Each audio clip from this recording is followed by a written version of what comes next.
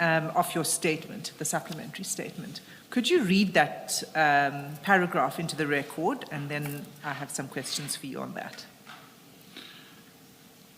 During the time the officers were busy at the scene, a call was made to 10111 alleging hijacking of a truck by bogus police. 10111 dispatched officers from Boysens Police Station. Boysens Police Station approached these officers on the scene, and there seemed to have been a disagreement regarding where the exhibits and the suspect would be taken. There were also allegations that the 3 officers on scene had loaded the drugs on the scene in order to leave with the drugs. Okay, so the allegation here is that the bags that were loaded onto the black bakkie were going to be driven away. That is indeed correct, Commissioners. So I would like to, in fact, let's just pick that out from the record. If we could just turn to page 96 of the exhibit bundle, and that is a page in the report by Major General Gerber.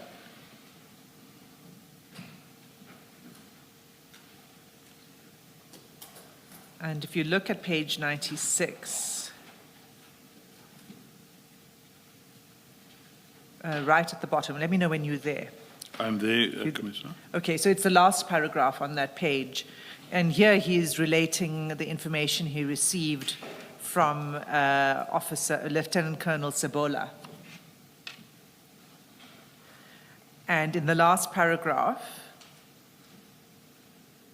if you could just read the last paragraph, please. I was called to the scene by Lieutenant Colonel Ludik. Is it that paragraph? Yes, that's right.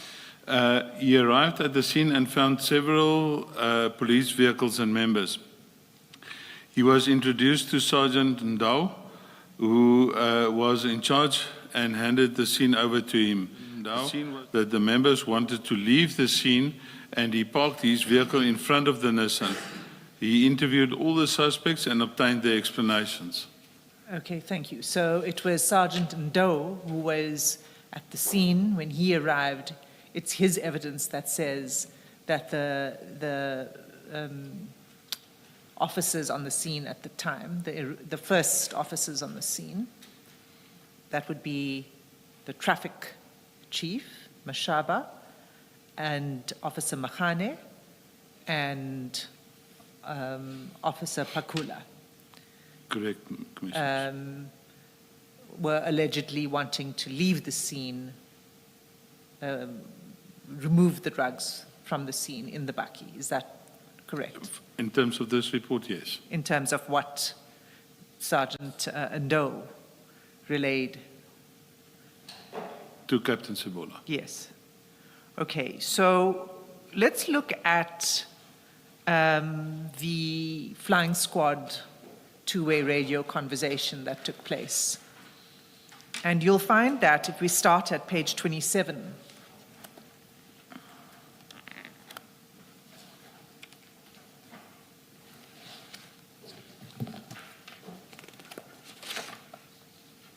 and you'll see page 27 is a statement by a Ms. Bugelwa. Yes. And she provides a report of the interaction that took place with the flying squad members. Pardon me. Yes, Ms. Hazim, together with the page numbers, you should please also reference the exhibit number. Like this one is what, CJC 209. Thank you, Chair. Thank you. Yes, this is CJC 209. And the earlier one we just stepped off, what was it? The one at 90, was it 97 or 95? I've forgotten. That was CJC 216. 216, yes. And it was the investigation report by Major General Gerber. Yes. And Thank the you. page again was? Page 96. 90. Thank you very much. Yeah.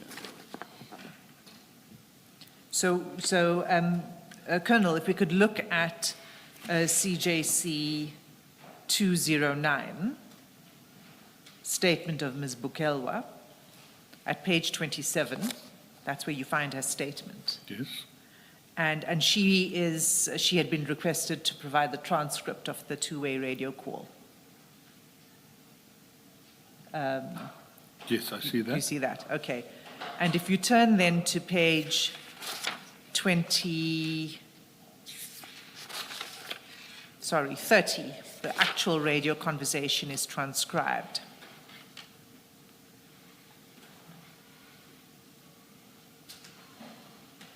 And it begins, and this is important because what it does is it starts to give us a timeline on the day of when things began to happen. So here, the radio conversation begins at 8:23 in the morning, is that correct? According to the record, yes. And if you could just read, so it's marked, the paragraphs, each exchange is marked 2.1, 2.2, and so on.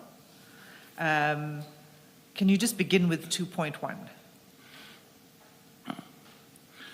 At 8:23 and 30 seconds a.m., Zulu 1 desk 4 Mike called Bravo Sierra 12 Control. Okay, so do you know who Bravo Sierra 12 Control No, I was? don't. I believe it was Sergeant Doe, is that correct? Yeah, it was Sergeant Doe. It's also in his statement, but we don't need to go there for now. But can you tell me why would he have been called? I don't know. Okay, and if you just continue reading the 2.2. 2.2, it's 22 seconds, 08:23:22. Zulu 1 desk 4M called Bravo Sierra Control. Okay. So it will have been a double one. If they don't hear it the first time, they will call a second time. Okay. And then 2.3? At 08:23:28, Bravo Sierra 12 said controller, Bravo Sierra 12, good morning. So is now this the response of? He's now responding to their call, yes. Okay. And then at 2.4? That is at 08:23:33 seconds AM, Zulu 1 desk 4M said, Eriton, are you going Eriton? 2.5? At 08:23:39 seconds, Bravo Sierra 12 said positive control. What does that mean? In other words, it's positive that he is going to Eriton. Answering them, are you going to Eriton in 2.4? Say positive control. In other words, he's going to Eriton. Okay, and 2.6? 2.6 said Nasrek Road next to Shell Garage. You will find Chris, stand by. Okay. You will find Chris from trucking hijacking occurred at the Shell Garage. Contact number Chris 072 132 9663 IR 114 1809. Okay, I mean, it's talking about hijacking at Shell Garage, is that correct? It seems to look like that, yes. Do you think, does this have to do with the incident we're concerned about, the Eriton incident? I'm not sure, but there was issues, if my memory serves me well, that I think the people at Scania then started phoning the police to say that there might be a truck hijacking because of the people following the truck. So this would have been at the time when they were en route To Eriton. to Eriton. Yes, ma'am. I see. Commissioner, Okay. sorry. So this is taking place at roughly 8:20 in the morning. 8:23, 42 8:23 in the morning. Okay. If you can just then pick it up again at 2.13. 2.13, that would be at 10:13 and 20 seconds AM. Bravo Sierra 12 said, yes, controller. Can they have permission with Bravo Sierra Jock? And do you know what that's about. The JOC is the Joint Operations Center, so they wanted to make a report to JOC, and if one person needs to speak to another, the control center needs to be asked for permission. Okay. So what had happened here was that Sergeant Doe would have called the Joint Operations Center. Per radio, yes. And would that be an appropriate response? If he wanted to make a specific report or explain a situation, that would be the wanted response from him, yes. Okay. 2.15. That would be at 10:13 and 32 seconds, Bravo Sierra 12. Said, yes, control, they are calling JOC from that complaint. They are still busy there. They will inform the control when they are done. Can they proceed with Bravo Sierra JOC? Okay. And then there's a series back and forth at 10:13, 11:19, 11:20. As I understand this, it's the controller asking for a report back On as to what's taken place. That's how it looks like to me as well, Commissioners. And it culminates, for our purposes, at 2.30. If you could just read that. 2.30, the time they reach 11:23 and 22 seconds, Bravo Sierra 12. Said, yes, Bravo Sierra 12, at that complaint, Editon, truck hijacking. The truck was not hijacked. The truck was being escorted by police. They suspected that there was something wrong under the truck and that the truck was opened and found drugs inside the truck. The driver will be arrested. There's only one suspect. Okay. Let's just pause there for a moment. That's now at 11:23. So by now the truck has arrived, the drugs have fallen out, and this is the report back. Yes. And according to this sergeant, there's only one suspect. And in addition, he says the driver will be arrested. Would it be right for me to read that as the driver of the truck? That's how it looks to me like, yes. Would the driver of the truck be arrested normally under these circumstances? Not necessarily. One would first have a look at what role he played, if any, in terms of the transportation of these drugs. But I think that report, if I read through the report, seemingly Bravo Sierra 12 had an interview with these people that were following the truck from from Rudekop to Eriton. And that was what they told him, that it's not a truck hijacking, but that they have discovered drugs and that they're going to arrest the driver. They meaning, the deduction I'm making, it would be Traffic Officer Mashaba.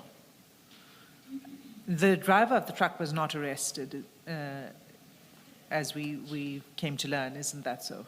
That's correct, Commissioners. Can you explain why? So you've said that normally the driver would not be arrested. I mean, I'm asking this because you've got a vehicle. You now have established that there's drugs on the vehicle. Maybe the driver shouldn't be arrested, but the driver would be questioned. Definitely questioned, not necessarily arrested. And was the driver questioned? To my knowledge, yes, he was. There should be a statement from him in the docket as well. Okay.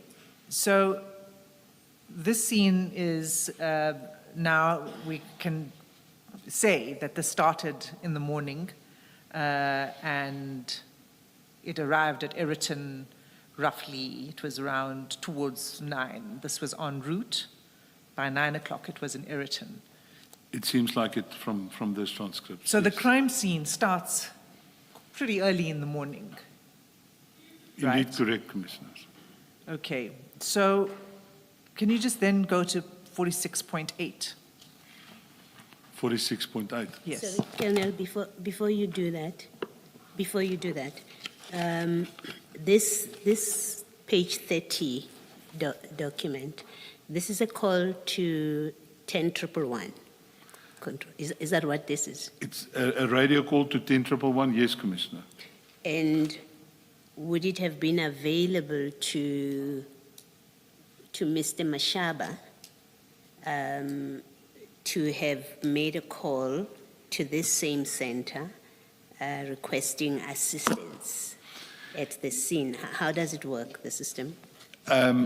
The system, in essence, would work as follows. He would be able to make a telephone call to 10111, or he would be able to maybe, if he's got a traffic department radio with him, he would be able to call into his control center and request to be patched through to the 10111 center. He does have a means. He had a means to call in somewhere. Absolutely, to even via request phone, assistance. yes. Okay. Yes, Commissioner. All right. Now, this transcript here on page 30, I've tried to follow Ms. Hassim as she's taking you through it. It's very difficult for me to form a picture of, in fact, what was happening in this communication. We know from Ms. Hassim that B Bravo Sierra 12 is Mr. Ndou, she says. But what is a summary of this communication here? If I read through it and if I, with my experience, try to, excuse me, to make sense of this, is what happened was that a call came through, and in the 10111 center, they know where the vehicles are. So the 10111 center would naturally call a vehicle close to the scene and say, please go and have a look, please respond. We have a report of a truck hijacking at this specific address. Then Bravo Sierra 12 responded, and seemingly they then had a conversation with this, Mr. Mashaba and company, and they received the explanation of why are they following the truck, and it's not a truck hijacking. And then eventually there at 11:23, it was said that they have indeed escorted the truck, and the police, in my opinion, refers there to themselves, Mr. Mashaba and the people, and that they believed that there was something wrong with the truck, and that when they opened the truck, they found that there was drugs inside the truck, and they were of the view that the suspect in this case would be the truck driver himself. So Mr. Ndeu would have been responding to what he had on 10111, and then Mashaba explained what it was about. That's what it looks like to me, Commissioner. All right, thank you. Thank you, Colonel. Thanks, Ms. Hassan. Maybe, can I just clarify that a little further?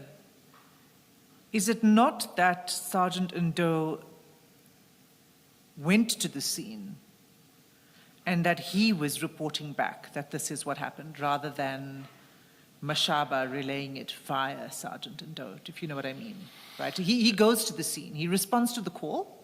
Yes. He goes to the scene, he calls Jock, so he calls for reinforcements. He goes to the scene, he establishes what's happening, and he obviously hadn't reported back to 10111, which is why they then call him a couple of hours later to get a report back to, and I skipped over it, and maybe that wasn't so good idea, because what it shows is that, as I see it, the radio controller saying that the supervisors are on their neck, meaning they, in the call center, need to be able to sort of close off The complaint. the complaint. Yeah. So they call back to him to get a report back, and then he reports back with what he says at 2.30, paragraph 2.30. If I read this thing, it's clear to me, in my opinion, that Sergeant Ndou must have interviewed people to establish what exactly was going on. Yes. Thank you.